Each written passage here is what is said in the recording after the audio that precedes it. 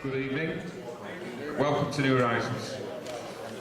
If you have a mobile phone, if you'd like to put it on silent, please. Thank you.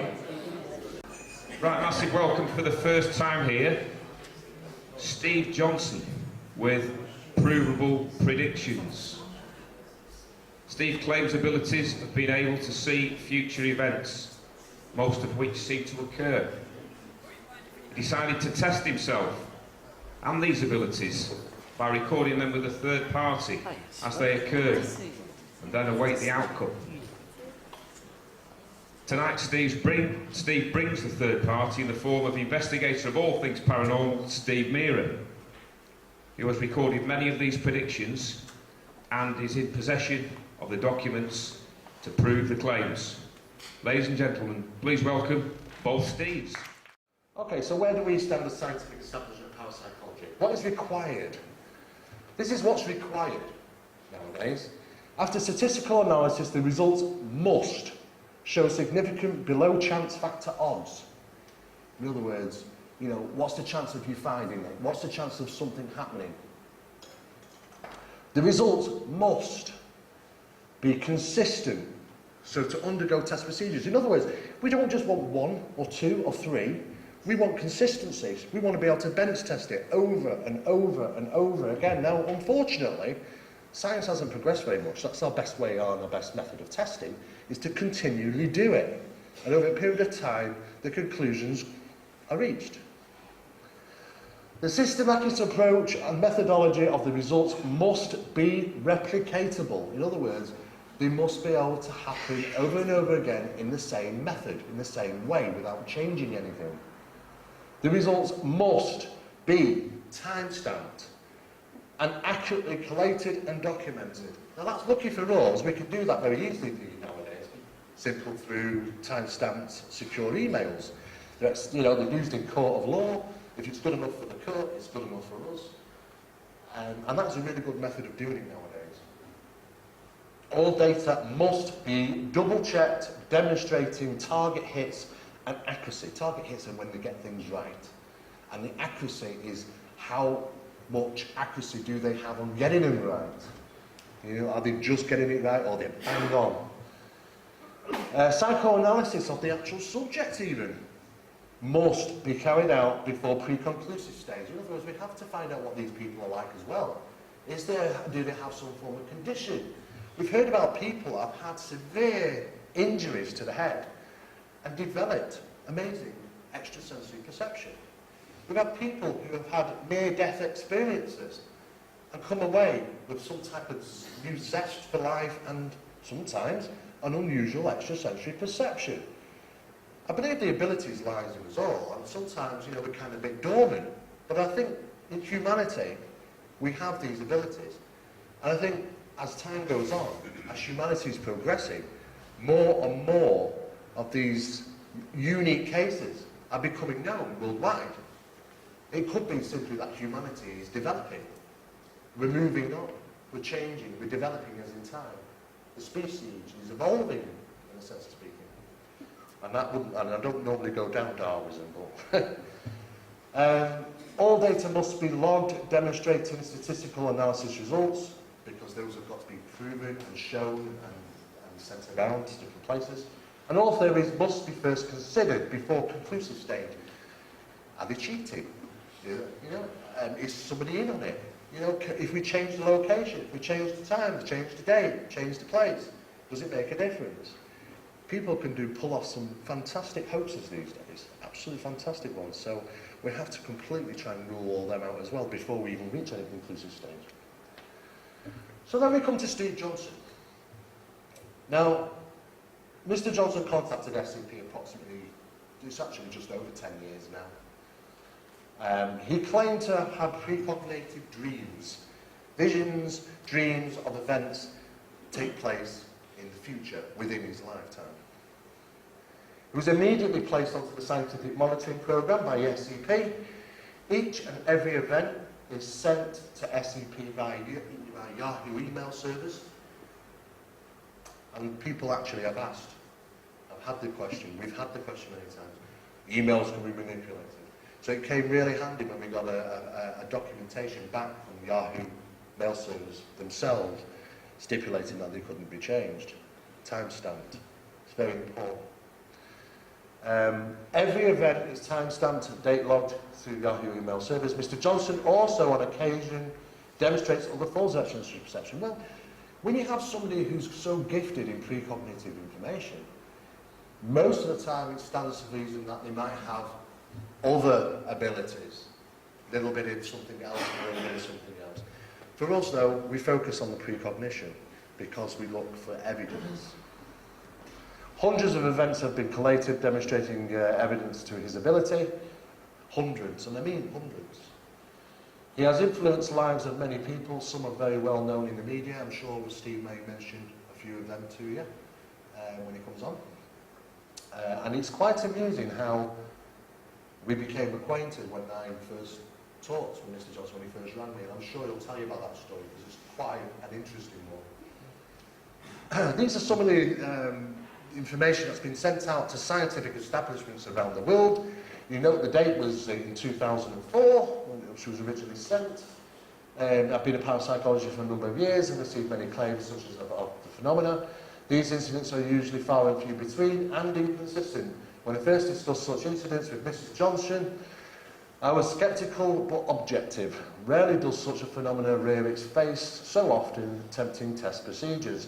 The most important thing to do whilst undertaking an investigation into claims of precognition is logging entries such as dates, times, events, etc. First, we collate and collect information from the subjects whilst asking them to keep a visual record of experiences, and then later look at the bridges, or you could say target hits in a sense, that might tie up in an event, such as bridges are important. These are referred to as target hits. In a short time we have known the subject, we have shared many unusual coincidences, which we have. Well, when's a coincidence stop being a coincidence? You know, that's the question, isn't it? Because everyone says, oh, it's a coincidence. You know, some of them are so profound, aren't they? And people out there have all these strange, profound coincidences, and they think, well, you look at the statistical chance factors of that, sometimes you think, well, that alone is unusual. And when you continue to have them, they become even more unusual. Those might say that they say more than chance factor. This is also accompanied by synchronicity of events, dates, times, etc. This got my attention, as you can well imagine. After careful consideration, we undertook the investigation, only to find regular precognitive hits within a few weeks. In fact, I can make claim to 2 experiences the subject had, which we took place the very next day or so. To the date, we have logged almost 12 months of such claims and note many consistent bridges connecting to these events. Now, that information was sent out to pretty much every parapsychological department I'm aware of. That was in 2004. By 2007, I had the Parapsychological Association for the United States, the largest parapsychological unit in the world, headhunted me for me to join them. The data that they've received is the same data that we have. It's it can be retested, there's evidence there, and they're quite taken back by it. It's like a new step, in a new direction as to how these things happen. We went on, Mr. Johnson, the subject is an average gentleman of slightly above average intelligence. He'll kill me for that one. He's a devoted family man and takes time to enjoy things. However, he has come to understand and incorporate this psychic intrusion into his normal lifestyle. That's my choice of words, by the way. Those that know Mr. Johnson will speak the same story, how he's considered above average in knowledge of future events and his knowledge of the incidents beyond his conscious reach, often referring to him as weird or deep. This is the lingo nowadays, isn't it? As a philosophy of giving talent. Mr. Johnson is not seeking to show his lies. He never has. In fact, you know, the times we've tried to get him to do things and he just wouldn't do it. You know, we've done a number of radio shows, we've done a number of lectures now. But most people have, you know, they've asked 5, 6, 7 times sometimes to get him, and he often turns them down.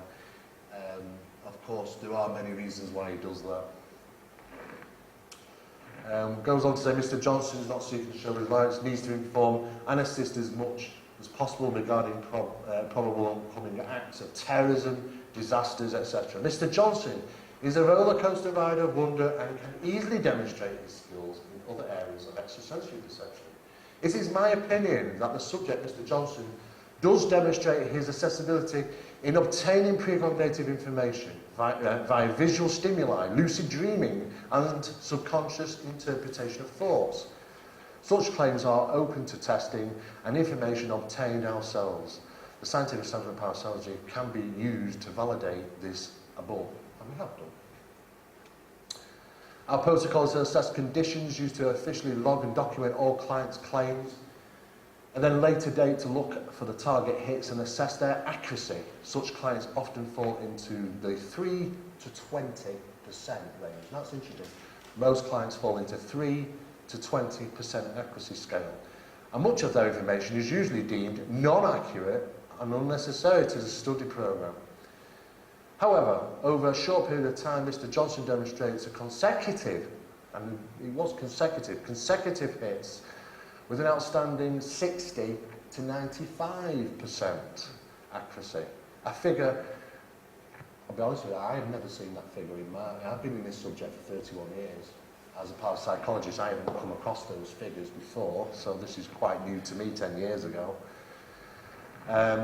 Seen before my profession. As you can well imagine, the importance of logging Mr. Johnson's claims became higher priority, and since 2004, he has accumulated a large file of documented hits, some of which are so profound due to the incorporation of unlikely synchronicities and coincidences. On one particular occasion, Mr. Johnson foretold an event 24 hours before national news delivered the information to the general public, and that was in this country. To date, Mr. Johnson continues to laugh in the face of scientific improbability, and I don't need it. He actually does. It's really, really annoying. And he does, and it's a challenge to us to try and find how this works. And we've accepted the fact that obviously, you know, he has an ability. Now the next stage is that how does that ability work? Where does it come from? What generates it? What causes it? You know, is it certain times? Is it something to do with the biological system, the chemical system in our bodies? Is it something neurological, psychological, physiological? Lots of questions to come. The SCP are pleased to provide evident data of support of Mr. Johnson's unique capabilities of request. SCP continue to monitor, collate, document, and today, truly gifted individual demonstrates an ability that continues to challenge us as parapsychologists today. Now, this is still going on. I mean, that's dated 2005. We're now 2014, and we're no nearer. We've got a huge mountain and mountains of data. In fact, it's just another, when these happen, and they do happen regularly, it's just another stone added to the mountain we've already got.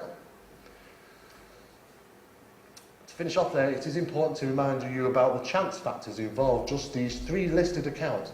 Mr. Johnson has on occasion given mention to dates when he believes such incidents may occur only for them to prevail on that given date. Specific information has also been obtained in regards pictorial image of the event as if he had seen the incident or had knowledge of a broadcasted incident which was yet to take place. Each correct hit for each statistic increases the chance factor tremendously. Thus, some of his most precise information can only be calculated at astronomical odds, and in doing so, forces us to look at the statistics mathematically and conclude a result which amounts to a huge decimal equation. Putting it bluntly, he has better odds informing us that a meteorite will enter Earth's atmosphere tomorrow and hit a blue-coloured Ford Focus whilst it was parked outside Jodrell Banks Planetarium. And that is simply the truth. In all, we continue to monitor his profound ability in hope of finding some form of pattern, neurological, psychological condition that may advance the subject in parapsychology. This is the idea, is advancing the subject, and this is advancing the subject. Okay, so, Mr. Johnson, I'm going to bring him on now, and I have to start off by just saying, he doesn't refer to himself as a psychic, or a spiritualist, nor a medium, or a sensitive. He doesn't converse with spirit guides, such as Thomas, Sam, or even Running Bear. He doesn't converse with angels, demons, fairies, aliens, nor God. He will not predict lottery numbers, football results, interpret auras, or read your tea leaves enjoying the break in your cup. So don't ask him to, please. So he will, however, answer any intelligent questions. Mr. Johnson does not know how or why he has these unique abilities. People often ask him that. He hasn't got the answers. He doesn't know. And when he asked me, all I could say is, well, why not you? Someone has to have these abilities. And as to quote Mr. Johnson, I find dead people dead boring. So let's give him a warm welcome, Steve Johnson. Hello. So it's 1998. I've got two little girls. I'm living in a funky maisonette in a posh part of Bedford where I live. And it's becoming repetitive. My deceased parents are visiting me in my dreams, taking me down, and I'm down there, down on Byron Avenue in the streets where I lived as a kid, and it's waking me up at 2:22, and it's happening 3 or 4 times a week. So again, I spoke to my wife, and I spoke to my wife's sister, and a couple of my friends who wouldn't say you're crackers, Steve, and we all agreed, this is beyond coincidence, there's something going on. I'm like, well, what? What's going on? They're dead. Alerting me to what? And then I started to change inwardly. In many ways, I was becoming an 8-year-old boy again. I was thinking very profound thoughts. But I began to say them now. For instance, a couple of for instances, I saw, I predicted an illness in a child, a bad illness as well, an illness that could have killed him, but I said that he'll contract this illness, but he'll beat this. This was one of our friends' kids. Steph says, you can't say that, Steve. I said, well, you know. That then happened, and he beat it. And another friend of mine come round to see me Christmas '98. He brought his new girlfriend, and as he left, I said to Steph, we'll have a son this time next year. And she said, well, I've only been together a few days, Steve. Give him a chance. I said, well, I'm telling you, Christmas next year, my mate there, Richard, will have a little boy. Christmas came, and he had a little boy. There was a lot of those instances of that going on with me. So I thought, well, am I destined to become some kind of medium or something? Is this psychic thing real? Because I keep saying these things and they keep happening. So then, if we go into 2001, this is the first time I ever wrote something down and dated it. Now, I'd had a couple of 3 dreams involving my sister, and in these dreams I was at an airport, what I assumed was an airport. I'd never been to an airport at that time, let alone been on an aeroplane. And 2 of these dreams woke me up at 2:22 and 1 woke me up at 3:33. And in these dreams I was saying to my sister, and my brothers were in one of them, don't get on that aeroplane, you can't get on it. And they're like, Steve. I was waking up looking at the time or something. So I was more drawn, because it was family than anything else. What's going on here? Then on the 28th of Feb, all the elements were here in this. So I'll read this out to you now. I was back home in Byron Avenue, myself and my brothers and my mum. The nephew, Matthew, is my nephew, my sister's son, he come round, said that he had a drink problem, which he doesn't. And his father, Ray, turned up, my sister's husband, and he mentioned what Matt had said, and I had a yearning to say, yeah, he's got a problem. But Ray was talking to my brother. So I'm in my mum's house, and my brother-in-law's turning up. So Ray left by the front door, and I look out the window skywards, and as I've written here, I saw the sun, the moon, and more planets appear. So I'm looking out the window in my mum's house, my mum's there, and I look up at the sky, and some planets aligned in the sky, and it was a fantastic sight. I was like, wow. As I've written here, beautiful colours, orange, red, yellow, the sky between night and day, colour of blue. That's the best way I could describe it. This blue colour, these planets, was fantastic. And I said to my brother, take a picture of this, John, this is fantastic, look at this. So I went outside into the gardens to get a look. And Ray said to me he'd got to go, he booked to board an aeroplane. I went, oh, okay.